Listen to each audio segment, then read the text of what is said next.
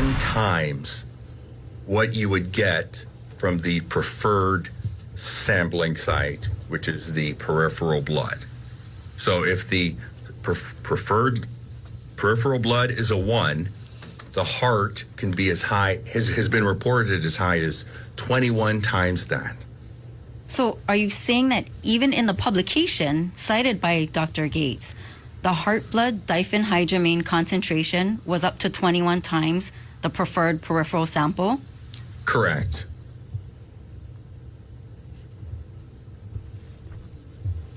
Using the findings in the publication provided by Dr. Gates of the heart blood reading 21 times as high as the preferred sample, accounting for this disparity, what would be the preferred sample in this case where we have 2,400 nanograms per milliliter of diphenhydramine in the heart blood?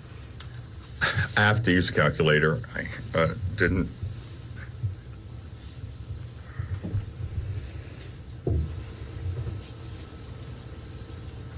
(2,400 nanograms per milliliter divided by 21). That would give you 114. So let's break it down a little bit, okay? So here, the toxicology report showed 2,400 nanograms per milliliter of diphenhydramine in Abigail Lobish's heart blood, correct? Correct. Okay, so what you're doing is you're dividing that number by 21, correct? Yes. Because the article basically said it can be up to 21 times the amount. Correct. Okay, but you actually don't know if it's 5 times the amount, 10 times the amount, or 21 times, right? Or more than 21. It could be any. Okay, so you're just taking 21 to show what a more reasonable number might be. Well, I was trying to select a publication that Dr. Gates deemed reliable and I deemed reliable, so I thought it was a good one for us to use. Okay, so is 114 nanograms per milliliter level considered lethal in the publication provided by Dr. Gates? No, not even close. Compare that explain that to the jury, please. You would need about 12 times as much diphenhydramine to get to a reported lethal level per the paper. So the preferred sample, the femoral blood, actually has unreliabilities as well, correct? Absolutely. And I forgot to explain the unreliabilities of the heart blood and the preference for the peripheral blood is to try to find out as close as possible to what the drug content in the brain was. And the peripheral, although unreliable, is considered more accurate than the heart blood, because what we care about is how much of the diphenhydramine was in baby Abigail's brain or, heart that would cause this, any issue. Okay, first of all, and this question was asked of Dr. Gates, doesn't the blood go up to the brain?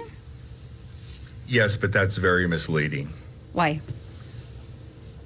When you take diphenhydramine and many other drugs, diphenhydramine, well, first of all, the heart blood goes up to the brain, but for purposes of effect, we look at the blood coming back from the brain to see if it reached an equilibrium.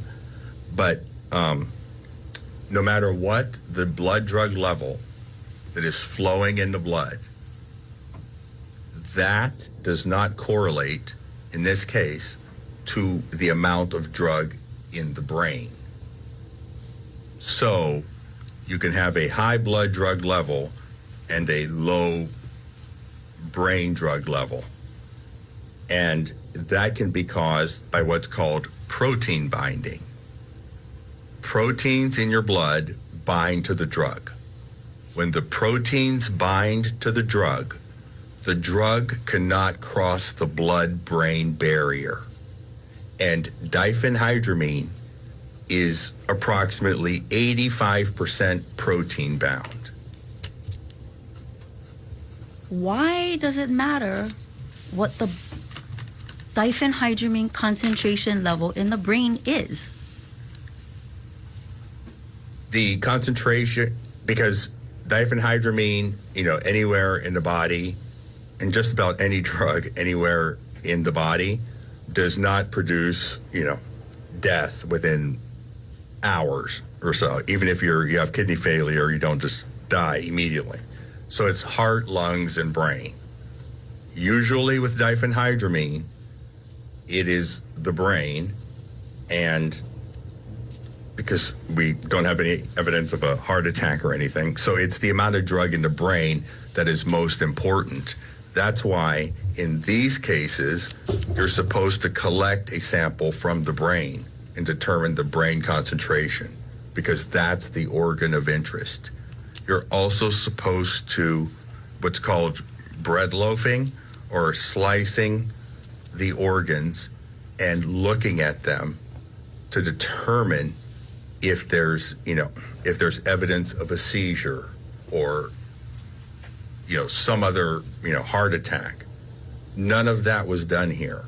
It was just, there's diphenhydramine in the blood. It must be.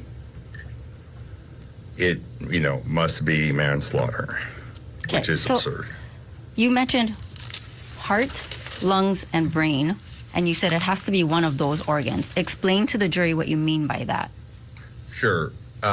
For death to be caused, it's always heart, lungs, or brain. One of those has to quit first, or two have to quit first, or they can all, you can have all of them fail. But those are the ones that cause death.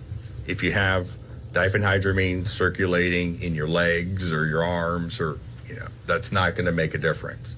What makes a difference is what goes to the brain. And it's your understanding, based on your case review, that a brain sample of the concentration amount of diphenhydramine was not taken, correct? Correct. And that would be, to get a complete picture, you would absolutely have to have that as well as other samples tested. So, with all of this considered, what is your opinion of the reliability of the cause of death determination being based on heart blood diphenhydramine level in this case? The only evidence that diphenhydramine that supports the medical examiner's opinion that diphenhydramine caused the death was its presence. Forensically speaking, the bottom line is we need to know if a finding is coincidental or causal. Did it cause the event, or was it a coincidence? And that needs to be fleshed out. But in this case, there is a very unreliable blood sample, per the literature that both Dr. Gates and I agree on, extremely unreliable, and that's all that was used to say that's how the baby passed away. Mr. Okorocha, I want to ask you about a metabolic disorder. If a person has a metabolic disorder that causes the body to have limited or no ability to break down diphenhydramine, what does that do? And I'm going to object here. This is well beyond the scope of this witness's qualifications. Are you educated in metabolic disorders and how the body breaks down drugs? Yes, absolutely. And what is your background regarding that? That is part of my formal graduate level education in the what's called the pharmacokinetics of drugs. The breakdown of drugs is different in every single person, and there's a lot of genetic differences even by people from different races or countries.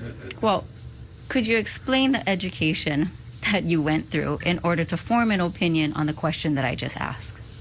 So a huge part of pharmacology and toxicology is the metabolism of drugs. So it's absorption, distribution, metabolism, and elimination. The metabolism is the most important because it can drastically affect the amount of drug in a person's system, whether it's too high or too low. So you monitor metabolism for various reasons. One would be to make sure the person doesn't have a lot of